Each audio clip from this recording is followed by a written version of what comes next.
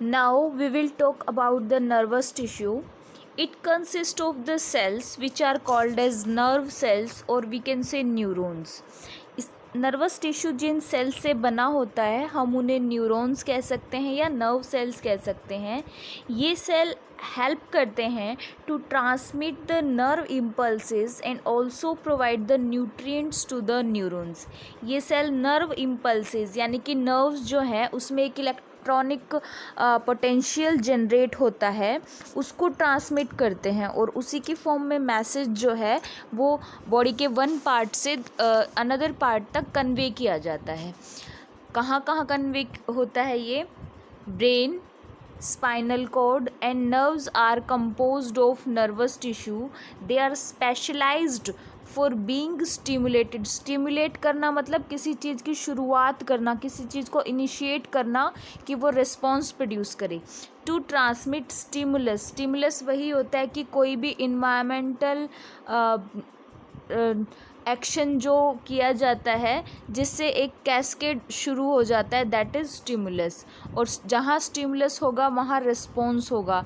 यानी कि अगर हम किसी चीज़ को इनिशिएट करते हैं, सपोज़ करो हमारा हैंड जो है वो किसी हॉट प्लेट से टच कर गया, तो हॉट प्लेट क्या है? स्टिमुलस है. उसने एक मैसेज जनरेट किया कि हमें हैंड को बैकवर्ड पुल करना है. स्टिमुलस का transmission from one to another part of body rapidly is done by the nervous tissue. अब हम इसके पार्ट्स देखेंगे. Nervous tissue has 3 parts: axon, cell body and dendrite. Axon में क्या क्या आता है और सेल बॉडी में क्या, डेंड्राइट्स क्या होते हैं, वो सब हम इसका स्ट्रक्चर देखते हैं और फिर वन बाय वन डिस्कस करेंगे. You can easily see the structure of neuron. देखो इस तरह की प्रोजेक्शंस होंगी. एक पार्ट ये होता है, दूसरा ये होता है. ठीक है, हमारे पास ये जो प्रोजेक्शंस हैं these are called as dendrites.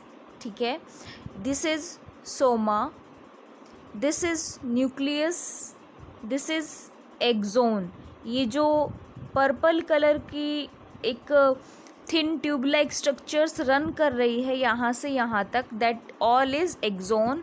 और ये उस एक्सोन का टर्मिनल है. टर्मिनल मतलब उसका एंड है, एक सिरा है.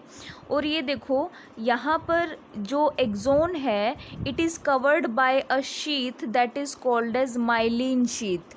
जैसे जैसे हमारे घरों में जो हम इलेक्ट्रिक वायर्स हैं उनके ऊपर एक रबर की कोटिंग करके रखते हैं ना, ताकि कोई जो इलेक्ट्रिक सिग्नल है वो बीच रास्ते में डिसिपेट ना करे, यानी कि इधर उधर ना चला जाए, सिग्नल एक डायरेक्शन में ही फ्लो करे. इसीलिए इसी तरह से हमारे पास यहाँ पर न्यूरॉन में एक माइलिन शीथ प्रेजेंट होती है जो किसी इस नर्व सिग्नल को रास्ते में डिसिपेट होने से बचाती है, यानी कि किसी और डायरेक्शन में मूव करने से बचाती है. और देखो कुछ ऐसे प्लेसेस मिलेंगे जहाँ पर हमारे पास ये कहीं कहीं से डिसकंटिन्यूअस है, वहाँ उन प्लेसेस को हम नोड्स ऑफ रेनवियर कहते हैं.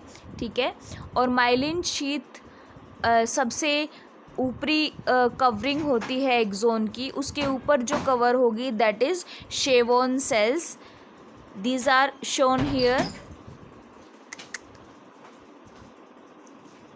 So this is the structure of neuron. Now we will talk about each part one by one.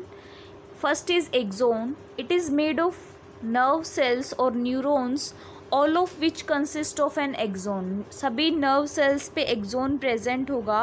ये एक long stem like projection है जो emerge करता है out of the cell and it is responsible for communicating with other cells. दूसरी cells के साथ communicate करता है stem like projections की help से, और उन सेल्स को हम टारगेट सेल्स कहते हैं. और मैसेज को कन्वे करता है इम्पल्स की फॉर्म में. एक इम्पल्स जनरेट होगा किसी एक सेल से और वो इम्पल्स ट्रैवल करता जाएगा टू द टारगेट सेल, जिस सेल तक हमें उसको पहुंचाना है. This is occurs by axon. Second part is cell body. ये मेन पार्ट है हमारे नर्वस टिश्यू में न्यूरॉन का, यानी कि नर्व सेल्स का। इसमें एक न्यूक्लियस प्रेजेंट है, साइटोप्लाज्म है और कुछ सेल ऑर्गेनल्स हैं। इसकी जो एक्सटेंशन है that are called as dendrites. अभी हमने देखा था जब हमने स्ट्रक्चर डिस्कस किया न्यूरॉन का, these are called as dendrites. हमने कुछ फिंगर लाइक प्रोजेक्शंस देखे थे। These are the extensions of cell membrane actually. Cell membrane कुछ places पर extended है finger like projections की form में। वो मैसेज को सिग्नल की फॉर्म में कैच करने का काम करते हैं। That part is cell body, it is the main part of the neuron. You can see this complete part is cell body and it is constituting nucleus, dendrite, soma and the point from where a stem like projection यानी कि axon runs along the nerve cell. These dendrites are highly branched processes which are responsible for receiving information. ये previous neuron से information को receive करते हैं और synapse से receive करते हैं। साइनेप्स क्या होता है और इससे मैसेज कैसे रिसीव किया जाता है, इसके बारे में हम अभी डिस्कस करेंगे। Information of other neurons is provided by the dendrites to connect with its cell body. Dendrites के पास इंफॉर्मेशन जाएगी और उसके बाद सेल बॉडी के पास जाती है। सेल बॉडी से एक्सोन, फिर एक्सोन टर्मिनल तक इंफॉर्मेशन पहुंचती है। इस तरह से यूनिडायरेक्शनल फ्लो होता है इंफॉर्मेशन का through the neurons from dendrites down the axon.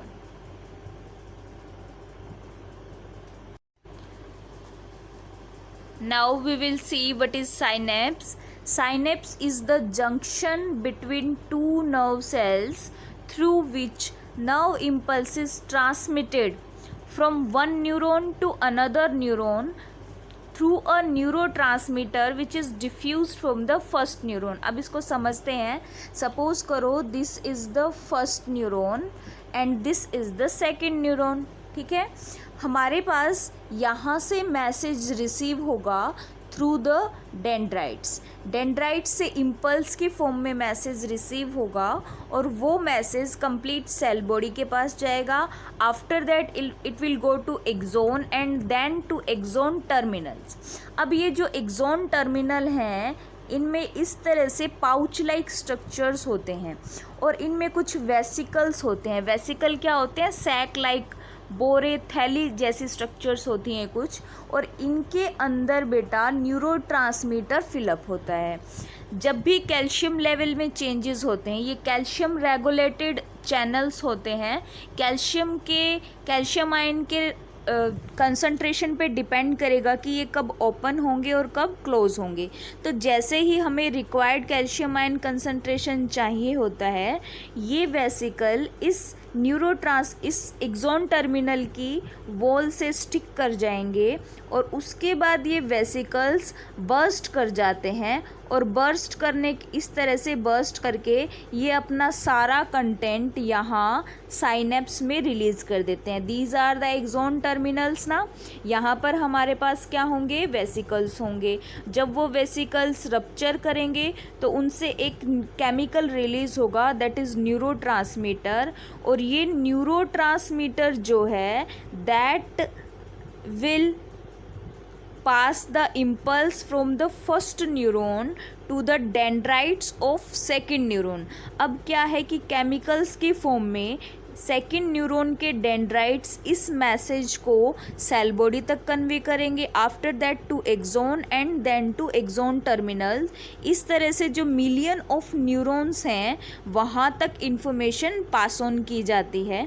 तो दो न्यूरॉन्स के बीच का वो जंक्शन, वो स्पेस जहाँ पर न्यूरोट्रांसमीटर रिलीज़ होता है और इम्पल्स को एक न्यूरॉन से दूसरी न्यूरॉन तक कैरी किया जाता है, दैट स्पेस और junction is called as synapse. यानी कि ये जो जंक्शन है इसको हमने क्या कहा है, synapse. That is all about the nervous tissue. हमें इसमें स्ट्रक्चर करना है न्यूरॉन का, इसके तीनों पार्ट्स करने हैं, एक्सोन, सेल बॉडी और डेंड्राइट्स। मैसेज कैसे कन्वे होता है, डायरेक्शन क्या रहेगा, dendrites to axon terminal, unidirectional flow होता है। कुछ न्यूरॉन्स ऐसे भी होते हैं जिनमें बाई डायरेक्शनल होता है, वो तुम हायर क्लासेस में पढ़ोगे, ठीक है। और दो न्यूरॉन्स के बीच का जो स्पेस है, सपोज करो यहाँ सेकंड न्यूरॉन है तो दोनों के बीच का स्पेस है, that is called as synapse. यही सब हमें नर्वस टिश्यू में करना है।